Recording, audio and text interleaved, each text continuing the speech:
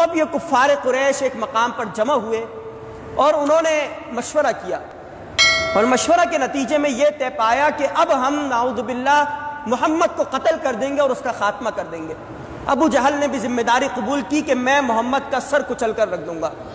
دوسرے حضرات جو کفار قریش میں اور سرداران قریش میں شامل تھے، انہوں نے بھی اسی بات کا اظہار کیا کہ ہمیں اگر موقع ملا تو ہم محمد کو قتل کر دیں گے، اور اس کے مقابلے میں چاہے کوئی بھی ہم سے لڑنے آئے ہم لڑنے کے لیے تیار ہو جائیں گے۔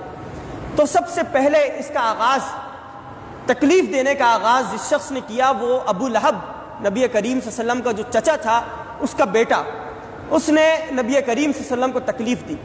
اور اس طرح کہ آپ علیہ الصلوۃ والسلام حرم کعبہ کے اندر موجود تھے، وہ آگے بڑھا، اس نے پتھر اٹھایا اور نبی کریم صلی اللہ علیہ وسلم کے بالوں میں پتھر بھر دیا اور مٹی بھر دی۔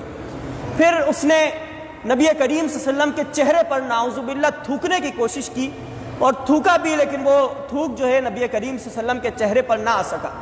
اور اتنا زیادہ نبی کریم صلی اللہ علیہ وسلم کو ابو لہب کے بیٹے نے ستایا اور مارا کہ نبی کریم صلی اللہ علیہ وسلم کی زبان سے بد دعا کے الفاظ نکلے، اور نبی کریم صلی اللہ علیہ وسلم نے بد دعا کی کہ اللہ، یہ جو ابو لہب کا بیٹا ہے اس پر اپنے جانوروں میں سے ایک جانور مسلط فرما۔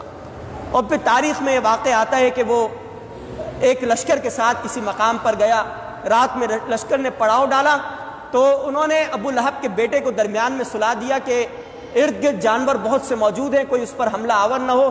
بالآخر ایک شیر آیا اور شیر نے ابو لہب کے بیٹے کو چیر پھاڑ کر ختم کر دیا۔ تو نبی کریم صلی اللہ علیہ وسلم کی یہ جو بد دعا تھی اس طرح قبول ہوئی۔ ابو جہل اس نے ایک بڑا پتھر تیار کیا، اور وہ پتھر لے کر نبی کریم صلی اللہ علیہ وسلم کے قریب آیا۔ نبی کریم صلی اللہ علیہ وسلم سجدے کی کیفیت میں تھے۔ اس کا ارادہ یہ تھا کہ آپ علیہ الصلوۃ والسلام کے سر کے اوپر پتھر مارے اور سر کو کچل دے۔ تو وہ آگے بڑھا، آگے بڑھنے کے بعد اس نے ایک عجیب و غریب سا منظر دیکھا۔ اس نے دیکھا کہ اس کے سامنے ایک خوفناک اونٹ موجود ہے، اور اس اونٹ کا جسم، اس کی شکل اور اس کے پیر وغیرہ عجیب و غریب سی شکل و صورت کے ہیں۔ تو وہ خوف کے عالم میں پیچھے ہٹا اور کپکپاتا ہوا اور ڈرتا ہوا واپس سرداران قریش کے پاس آ گیا۔ سرداران قریش نے کہا کہ تم تو محمد کو قتل کرنے کے لیے اور اس کا سر کو چلنے کے لیے گئے تھے، آخر کیا ہوا؟ تم کیوں اس طرح ہانپتے کانپتے اور ڈرتے ہوئے واپس آئے؟ تو ابو جہل نے یہ پورا واقعہ بتایا کہ میں نے ایک ایسا خوفناک منظر دیکھا کہ میرے سامنے اونٹ آیا اور وہ اس شکل کا تھا۔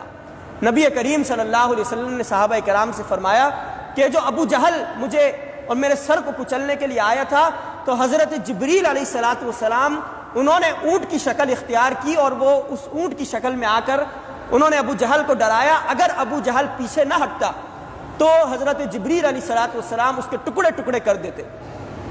پھر سرداران قریش نے یہ جو معاملات تھے، ان معاملات کے اندر اور بھی زیادہ تیزی اختیار کی کہ کسی طرح نبی کریم صلی اللہ علیہ وسلم کو نعوذ باللہ قتل کر دے۔